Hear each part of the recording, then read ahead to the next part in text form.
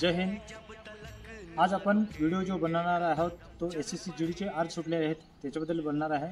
तर हा व्हिडिओ शेवटपर्यंत बघायला विसरू नका आणि तुम्हाला आवडल्यास तर नक्कीच शेअर करा। SSC GDची अर्ज भरण्याची तारीख आहे 5/9/2024 ते 14/10/2024 पर्यंत।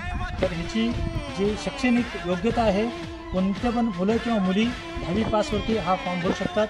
ह्याची वयोमर्यादा आहे 18 वर्ष ते 23 वर्ष। ह्याच्यामध्ये रिलॅक्सेशन वेगळं आहे। ह्याच्यामध्ये OBCला 3 वर्ष रिलॅक्सेशन आहे, जे 23+3 + 26।